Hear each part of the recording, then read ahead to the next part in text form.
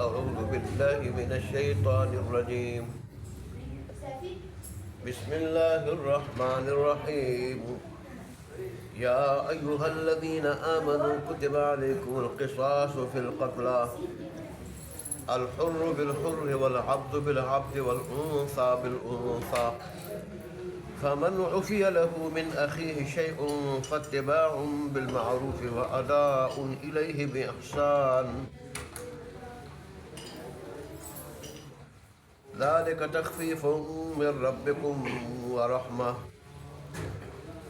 فمن اعتدى بعد ذلك فله عذاب أليم، ولكم في القصاص حياة يا أولي الألباب لعلكم تتقون. صدق الله مولانا العظيم وصدق رسوله النبي الأمي الكريم، ونحن على ذلك لمن الشاهدين والشاكرين، والحمد لله رب العالمین.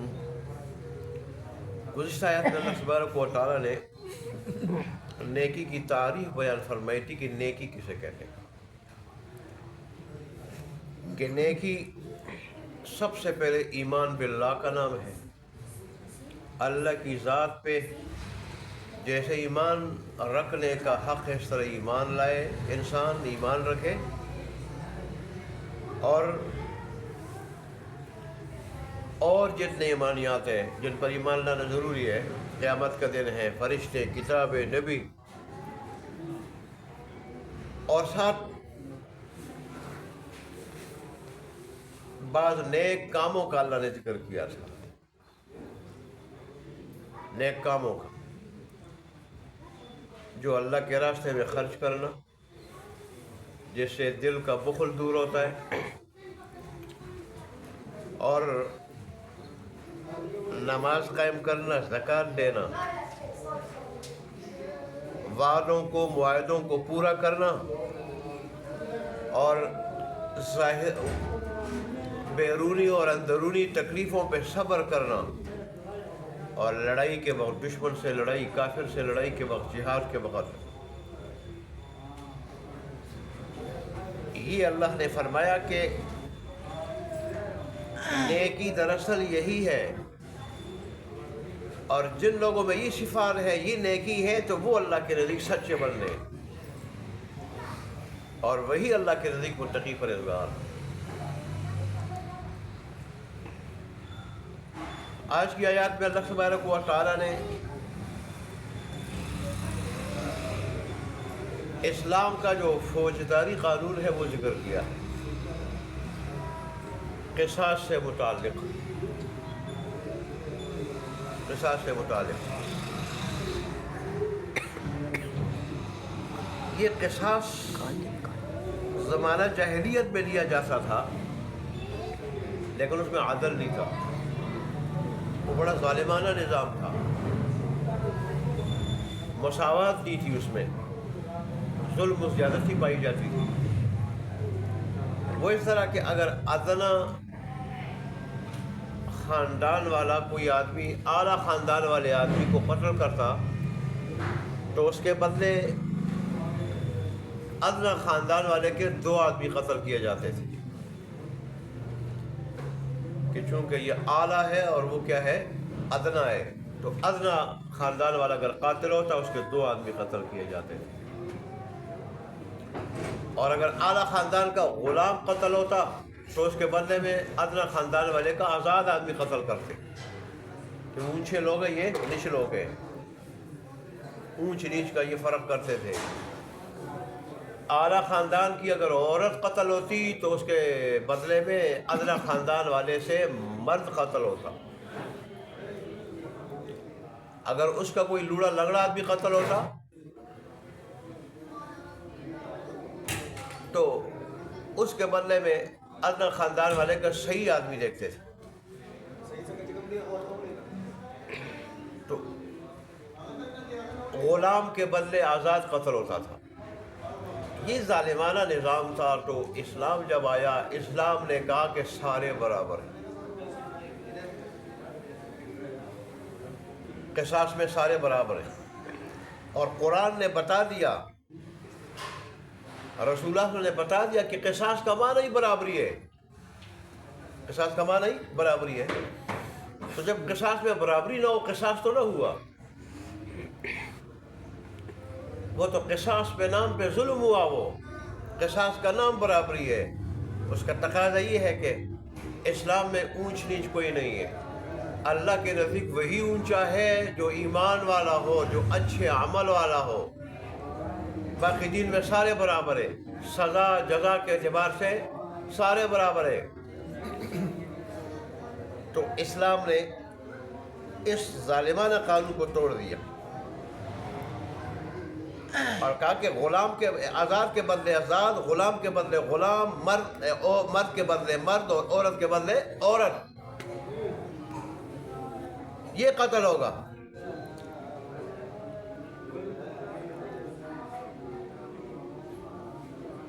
قتل کی دراصل 3 قسمیں قتل کی: آمد، شبہ آمد، خطا۔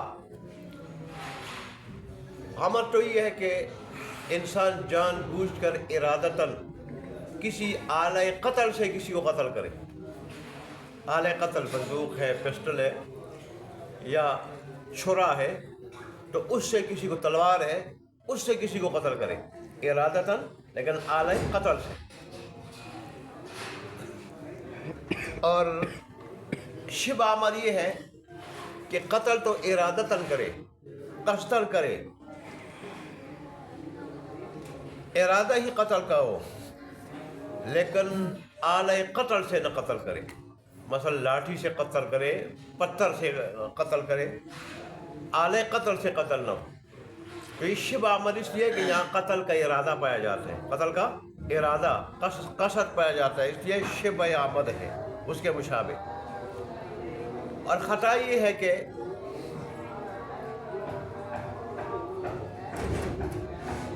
انسان مثلا شکار کو مارنا چاہتا تھا اور غلطی سے تیر ہے یا گولی ہے وہ انسان پہ لگی، اور وہاں گویا ارادہ تو ہوتا ہے، لیکن فعل میں کیا ہو جاتا ہے، فعل میں غلطی ہو جاتی ہے، فعل میں کہ مارنا تو چاہ رہا تھا شکار کو اور وہ گولی لگی انسان کو، یہ خطا ہے کہ غلطی سے گولی لگی، غلطی سے کسی شکار کو مارنا چاہ رہا تھا، انسان کو وہ تیر لگا یا گولی لگی۔ تو آمد میں قصاص ہے، آمد میں قصاص ہے، شبہ آمد اور خطا میں دیت ہے۔ لیکن قصاص جو ہے نا، یہ ورثاء کا حق ہے، حکومت کا حق نہیں۔ یہی وجہ ہے کہ اگر ورثاء چاہے تو حکومت جو ہے نا قصاص دلا سکتی ہے، حکومت بیچ میں معاون ہوگی۔ ورثاء چاہیں گے تو پھر حکومت یہ سہولت فراہم کرے گی کہ اس قاتل سے جو ہے نا، قاتل سے مقتول کا قصاص لیا جائے، اس کو قتل کیا جائے بدلے میں۔ لیکن اگر ورثاء قصاص نہ چاہے تو پھر حکومت کو بھی اختیار نہیں، اس کو جائز نہیں کہ وہ قصاص لے لے، کیونکہ قصاص یہ حکومت کا حق نہیں، قصاص ورثاء کا حق۔ ایسے ہی دیت یہ ورثاء کا حق ہے، حکومت کا حق نہیں ہے۔ آج کل تو حکومت قاتل یا قاتل کے برادری سے وہ پیسے لے کے وہ بیت المال میں جمع کر دیتی ہے، تو پیسے حکومت نہیں لے سکتی، پیسے بھی جو ہے ورثاء کو ملے، ورثاء کو۔ قتل عمد میں تو دیت نہیں ہے، وہاں تو قصاص ہے، قصاص ہے۔ اگر ورثاء کہیں کہ ہم قصاص نہیں دلانا چاہتے ہیں اور ہمیں جو ہے نا وہ دیت دیا جائے اس کے بدلے میں، تو پھر ان کو اختیار ہے۔ اور باقی جو دون میں دیت ہے، قتل عمد میں اگر دیت پہ ورثاء راضی ہو جائے، دیت پہ قتل عمد میں، تو وہ دیت ساری کے ساری قاتل پہ ہوگی، برادری پہ نہیں ہوگی، برادری پہ نہیں ہوگی، کیونکہ اس میں سارا کا سارا قصور خود قاتل کا ہے، قاتل کا۔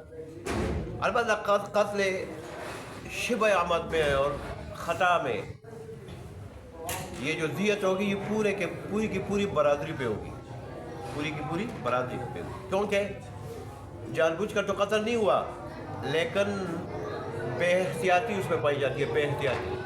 تو پوری برادری پہ جب دیت ہوگی تو آئندہ برادری کو ایک مطلب جو دیت دینی پڑے گی، آئندہ وہ چوکن نہ ہو جائے گی، اور پھر جو ہے وہ یہ کوشش کرے گی کہ ہماری برادری میں سے کوئی آدمی آئندہ کوئی غلطی سے قتل نہ کرے، پورے اختیار سے کام لے. لوگ پھر کوتاہی نہیں کریں گے اور محتاط رہیں گے اس صورت میں. تو اس لیے شبہ عمد میں اور قتل خطا میں برادری کے اوپر دیت ہے. اگر وہ سرکاری ملازم ہے یا کسی ادارے کا ملازم ہے تو پھر اس محکمے کے اوپر کیا ہوگی، اس کی دیت ہوگی کہ آئندہ وہ اس کو اس سے باز رکھے اور اختیار سے کام لے. پھر دیت اونٹوں میں تو 100 اونٹ ہے، اونٹوں میں 100 اونٹ ہے، اور اگر تبادلہ اونٹوں سے نہ ہو تو پھر 10,000 درہم ہے جو چاندی کے ہوتے ہیں، جو چاندی کے ہوتے ہیں، اور اسی کا اعتبار ہوگا. آج کل جو کاغذ کے درہم ہے یہ نہیں، چاندی کے جو درہم ہے 10,000 درہم، تو آج کے اعتبار سے اس کی قیمت لگائی جائے گی. اور اگر دینار سے ہو، دینار سے تو 1,000 دینار ہے جو سونے کے ہوتے ہیں، 1,000 دینار جو سونے کے ہوتے ہیں. اس سے زیادہ کا مطالبہ نہیں کیا جا سکتا. البتہ اگر اجناس کی شکل میں ہو یا کپڑے کی شکل میں ہو تو پھر باہمی رضامندی سے اس میں کمی بیشی بھی ہو سکتی ہے، کمی بیشی بھی ہو سکتی ہے. اللہ تبارک و تعالیٰ نے فرمایا کہ قصاص میں تو بظاہر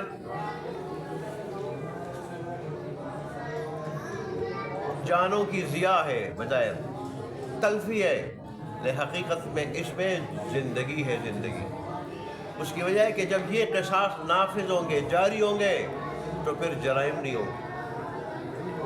آج کل تو خواجہ نے سعودیہ کا کیا حال ہے، لیکن پہلے جب ہم بن سلمان کے آنے سے پہلے دیکھتے تھے، اور مفسرین نے بھی جو ہمارے اردو تفسیروں کے مفسرین ہیں انہوں نے بھی لکھا ہے مثال سعودیہ کی، کہ دیکھیں وہاں 50 سالوں میں پورے 50 سالوں میں چوری کے کیس کوئی 100 کے قریب بھی نہیں ہوں گے، 100 تک نہیں ہوئے ہوں گے پورے 50 سالوں میں. اور یہاں تو ہمارے دنوں میں پتہ نہیں کتنے ہو جاتے ہیں دنوں میں. کہتا ہے یہ جو اسلامی قوانین کا نفاذ ہے یہ اس کی برکت ہے، یہ اس کی برکت ہے. اسی طرح اگر شادی شدہ جوڑا زنا کرے یا غیر شادی شدہ کرے، ان کو 100 کوڑے مارے جائیں اور شادی شدہ کو سنسار کیا جائے تو پھر زنا بھی رک جائے گا، زنا بھی رک جائے گا. وہاں کہتے ہیں یہ کیس سعودیہ میں نہ ہونے کے برابر ہے، کیونکہ وہاں اسلامی قوانین کا کیا ہے، نفاذ ہے. ہمارے ہاں تو انگریز کے قانون نافذ ہے، قوانین نافذ ہے.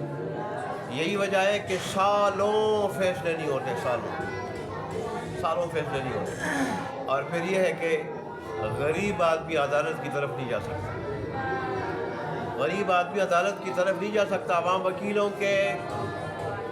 وکیلوں کی فیسیں، اور پھر وکیل بھی دیکھتے ہیں کہ یہ آدمی تکڑا ہے اور اس کا جو کیس ہے جس چیز کے بارے میں وہ چیز بھی بڑی تکڑی ہے، پھر اس حساب سے وہ فیس رکھتے ہیں. مجھے خود نمازی ہوئے سے ایک آدمی نے کہا کہ اتنے عرصے سے ہم بہنوں کے ساتھ کیس لڑ رہے ہیں، حالانکہ ہمارے والد نے ان کو حصہ دے دیا تھا، لیکن انہوں نے یہ دیکھا کہ بھائیوں کے پاس جائیداد زیادہ ہے، پھر انہوں نے کیس کر دیا ہے. تو وکیل کو ہم 10 لاکھ تک بھی دیتے رہے 10 لاکھ تک دیتے رہے، لیکن اس مرتبہ ہمارے وکیل نے 2 کروڑ کا مطالبہ کیا. 10 لاکھ سے 2 کروڑ پہ آ گئے. تو اس کی وجہ سے ہمارا بلڈ پریشر جو ہے نا، پریشر وہ ہائی ہو گیا. 2 کروڑ بڑی چیز ہے. اب وہ کہہ رہے اتنے کی جائیداد بھی نہیں ہے کہ جتنی فیس مانگ رہے ہیں. اور اسلامی قوانین میں تو بڑی آسانی ہے، ایک غریب آدمی بھی عدالت کا رخ کر سکتے، غریب آدمی، اور گھنٹوں میں زیادہ سے زیادہ دنوں میں فیصلہ ہو جاتا ہے، دنوں میں فیصلہ ہو جاتا ہے، اگر گھنٹوں میں نہیں. تو اسلامی قوانین میں تو غریب کا بھی فائدہ ہے، غریب کا بھی، ہر آدمی عدالت کا دروازہ کٹکھٹا سکتا ہے. اور جہاں گورے کے قوانین ہے اس کے تو فیصلے ہوتے نہیں ہیں، لیکن عدالتوں کی طرف جا بھی وہ آدمی سکتا ہے کہ جس کے پاس پیسہ ہو. ہمارے گاؤں کا ایک آدمی تھا، وہ اپنی زمین پہ کسی سے مقدمہ کر دیا تھا، خواہ وہ کیس لڑ رہا تھا، اور سپریم کورٹ سے جب 14 سال بعد فیصلہ ہوا یا 20 سال بعد فیصلہ ہوا اس کے حق میں، تو 14 سال 20 سال کے بعد حق میں فیصلہ سنتے ہی وہیں اٹیک ہوا اس کو، اور عدالت پہ ہی مرا اس، اسلام آباد سے پھر وہ گاؤں لے گئے۔ یہ تو حال ہے، بعض اوقات فیصلے ہو جاتے ہیں، پتہ چلتا ہے کہ وہ تو 15 سال پہلے جا چکا ہے دنیا سے، 15 سال پہلے جا چکا ہے، آج اس کے حق میں فیصلہ ہو گیا، پھر کیا فائدہ اس کا؟ یہ اسلام ہے، اور اسلام کا عدل ہے کہ پہلے تو منٹوں میں ہوتے تھے، اور آج کل اگر نفاذ ہو منٹوں میں نہیں تو گھنٹوں میں فیصلے ہوں گے، زیادہ سے زیادہ دنوں میں فیصلے ہوں گے، اور حکیموں یہ جو وکیلوں کی بھاری فیسیں ان سے جان ٹوٹ جائے گی۔ آج کل تو گواہ بکتے ہیں، کہتے ہیں بھائی جو مرضی ہے گواہی دلاؤ، جو مرضی ہو، ہم اتنے پیسے دے دو۔ پولیس گواہی جو ہے نا، گواہی بتاتی ہے پولیس، اس طرح گواہی دینا، اس طرح نہ دینا، اس طرح وکیل بھی بتاتے ہیں، اس طرح دینا، اس طرح نہ دینا، اور اگر سچ آدمی کہتے ہیں کہ جھوٹ ہے میں نہیں بول سکتا، پھر ہار جاؤ گے۔ ادھر تو اگر کوئی جھوٹا کیس جیت بھی گیا لیکن اللہ کے ہاں ہار جائے گا، اور ادھر اگر کوئی ہار گیا حق پہ تھا اللہ کے ہاں جیت جائے گا۔ تو اصل تو یہی کہ ہم اللہ کے ہاں جیت جائیں، دنیا میں ہارے یا جیتے اللہ کے ہاں جیت جائیں۔ ویسے جو کسی عالم نے ہندو اور مسلمانوں کا مسجد کی جگہ پہ جھگڑا تھا اور انہیں ہندوؤں کے حق میں گواہی دی تھی، تو گورے جج نے کہا مسلمان تو ہار گئے پر اسلام جیت گیا۔ مسلمان تو ہار گئے کہ فیصلہ ان کے خلاف ہوا لیکن اسلام جیت گیا۔ کس طرح؟ لوگوں کو پتہ چلا کہ اسلام عدل پہ مبنی مذہب ہے، عدل والا مذہب ہے، وہ سچا مذہب ہے، کہ اسلام کا جو سچا پیروکار جس کا اسلام پہ عمل ہے وہ بتاتا ہے کہ اسلام جو ہے نا یہ مذہب ہے، اسلام یہ مذہب ہے۔ مولوی صاحب اسلام کے سچے پیروکار تھے، سچے اسلام پہ عمل تھا، انہوں نے اپنے عمل سے بتا دیا کہ اسلام سچا مذہب ہے۔ ایک طرف دشمن ہو، ایک طرف دوست ہو، اپنا ہی پیروکار ہو، اور وہ دشمن جو اسلام کا دشمن ہے صرف مسلمان کا نہیں اسلام کا بھی دشمن ہے، اسلام اس کے حق میں گواہی دے کے اپنے پیروکار کے خلاف دے دیتا ہے جب پیروکار حق پہ نہ ہو۔ گورے نے یہ بات کہہ دی، اور وہی ہندو صرف اس نے یہ نہیں کہ کلمہ پڑھا، اس وقت کلمہ پڑھ کے مسلمان ہوا کہ جس مذہب میں اتنی سچائی اور اتنا عدل ہے تو میں اس کا غلام بنتا ہوں۔ کلمہ پڑھا اور پھر وہ جگہ اس نے منظر کے بجائے مسجد کے لیے دے دی۔ تو سچائی کی برکت سے، اسلام پہ عمل کی برکت سے اللہ نے دشمن کو دوست بنا دیا، گہرا دوست بنا دیا، اسلام کا سچا غلام بنا دیا، اور جس جگہ کے لیے جھگڑ رہے تھے، عدالتوں کے دروازے کٹکھٹا رہے تھے، پیسے خرچ کر رہے تھے، تاریخوں پہ تاریخیں کر رہے تھے، وہ جگہ بھی اللہ نے سچائی کی برکت سے مسجد کو عطا کر دی۔ لیکن آج نہ رعایا کا عمل ہے نہ حکمرانوں کا عمل ہے۔ غیروں کی نظریں تو آج قرآن پہ اپنے قوانین سے جو ہے نا وہ تھک چکے، قوانین سے تھک چکے، اپنے نظاموں سے تھک چکے، اور ان کو پتہ چلا، آج اس نتیجے پہ پہنچے کہ ہمارے مسائل کا حل صرف اسلام میں ہے۔ ایک مسلمان ہے جو اپنی بدبختی کی وجہ سے ان گوروں کی طرف دیکھ رہا ہے جو ہماری طرف دیکھ رہے ہیں۔ شہزادہ چارلس نے کہا تھا، اپنے ہی گوروں حکمرانوں سے جب اکٹھے ہوئے تھے مختلف ممالک کے، انہوں نے کہا میں ایک مشورہ دیتا ہوں، اگر تم مان لو ہمارے سارے کے سارے مسائل کا حل اسلام میں۔ لیکن آج مسلمان کیا کہہ رہے ہیں؟ وہ ادھر دیکھ رہے ہیں، یہ اس کی بدبختی ہے۔ اس لیے تو اللہ تبارک و تعالیٰ نے یہ قانون قصاص کا ذکر کر کے آخر میں فرمائے وَلَكُمْ فِي الْقِصَاصِ حَيَاةٌ، یا اولو الالباب، اے عقل و خرد رکھنے والے لوگوں، اگر عقل سے کام لو، سوچو، تو قصاص کے قانون میں تمہارے لیے زندگی ہے، زندگی، جرائم ختم ہو جائیں گے، ظاہر ہے جہاں جرائم ہوتے ہیں وہاں پھر امن نہیں ہوتا، وہاں پہ جہاں امن نہ ہو وہاں سکون نہیں ہوتا، ہر آدمی ہر بار ڈرا ہوا ہوتا ہے، سہما ہوا ہوتا ہے۔ کسی وقت کراچی کے حالات بنے تھے تو کراچی سے اچھے تاجر ہمارے بعض ڈوکھپے کے بھی وہاں تھے، بڑے سیٹ تھے، اپنے فلیٹ تھے، اپنے پلازے تھے، اپنے کاروبار تھے، وہ بیچ کے ادھر آ گئے ڈوکھپے۔ کوئی پوچھتا کہ سکون نہیں، امن نہ ہو تو سکون نہیں، اور جب جرائم ہو تو امن نہیں ہوتا، امن تباہ ہو جاتا ہے۔ اللہ نے سے فرمایا قصاص کا قانون نافذ ہوگا، جرائم نہیں ہوں گے، امن ہوگا، سکون ہوگا، پھر کاروبار کا بھی مزہ، جینے کا مزہ، کھانے پینے کا مزہ، رہنے کا مزہ، نہیں تو ساری چیزیں بے مزہ ہو جاتی ہیں۔ اللہ نے فرمایا کہ یہ قصاص کا قانون یہ بھی تقویٰ کا ایک ذریعہ ہے، جہاں اور ذرائع ہے ایک ذریعہ یہ بھی ہے۔ دیکھیں جی، یا ایھا الذین آمنوا، ایمان والو، کتب علیکم القصاص، فرض کیا گیا تم پر قصاص، فی القتلی،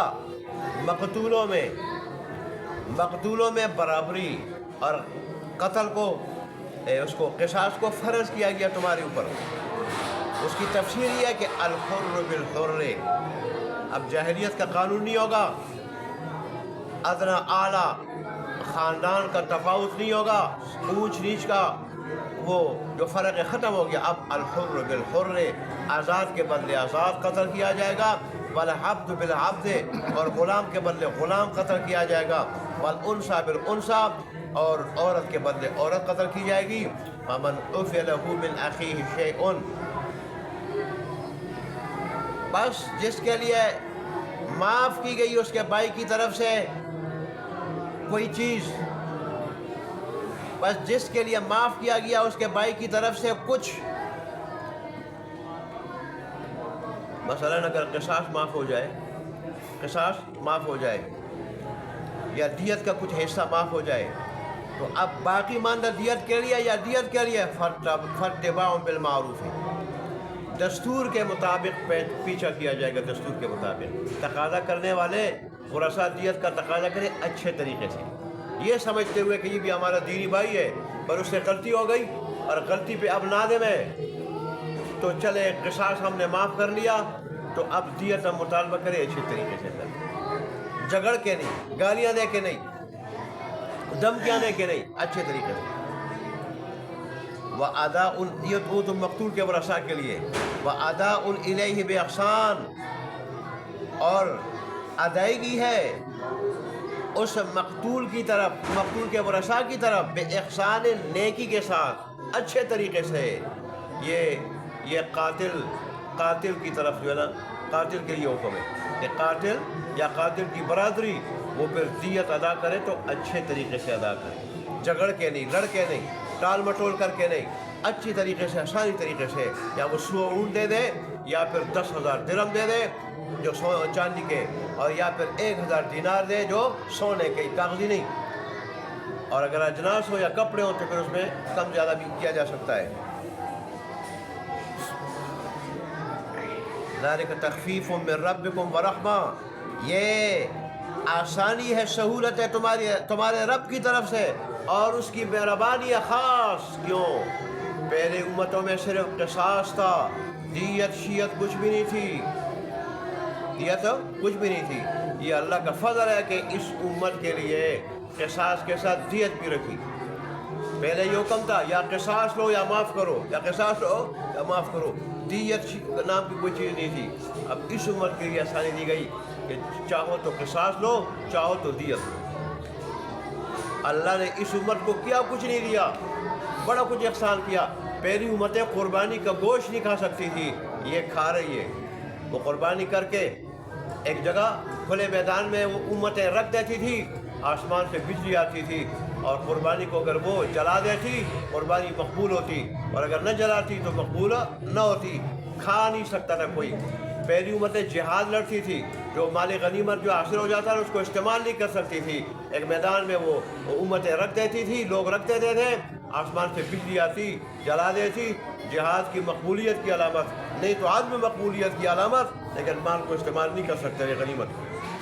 یہ امت قربانی بھی کھا رہی ہے، یہ امت غنیمت کا مال بھی استعمال کر رہی ہے، اور پاکیزہ مال قرار دیا اس کو، یہاں تک کہ تجارت سے بھی زیادہ پاکیزہ مال قرار دیا، سب سے پاکیزہ مال قرار دیا گیا اس کو۔ ایسے ہی قصاص کے ساتھ دیت کی بھی سہولت دی گئی۔ پہلی امتوں میں صرف قصاص تھا، دیت نہیں تھی۔ ہم بڑے ناشکرے ہیں، بڑے۔ اللہ نے ہمیں عمریں تو تھوڑی دی ہیں، لیکن اپنے حبیب کے رونے کی برکت سے اللہ نے ہمیں ایسی گھڑیاں دی، ایسے کلمات عطا کیے، ایسے مواقع دیے کہ ان میں اگر ہم اللہ تبارک و تعالیٰ کی عبادت کریں تو ہم سابقہ ان امتوں سے جو 1200 1000 برس زندگی جو ہے نا وہ امتیں رکھتی تھی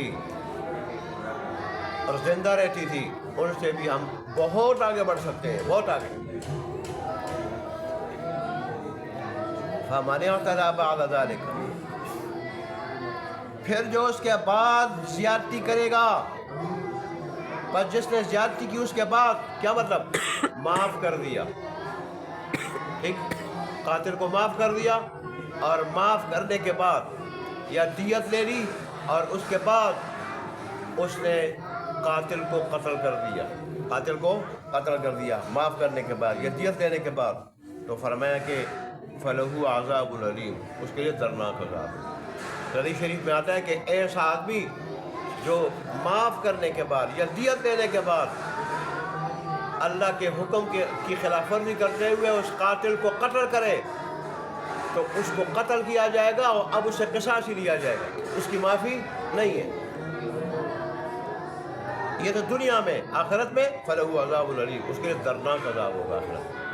وَلَكُمْ فِي الْقِصَاصِ حَيَاةٌ، اور تمہارے واسطے قصاص میں زندگی ہے، یا اولی الالباب، عقل والو، لعلکم تتقون، تاکہ تم متقی اور پرہیزگار بن جاؤ۔ اللہ ہمیں عمل کرنے کی توفیق عطا فرمائے، اور اللہ ہمیں متقی اور پرہیزگار بنا دے۔ وآخر دعوانا الحمدللہ رب العالمین۔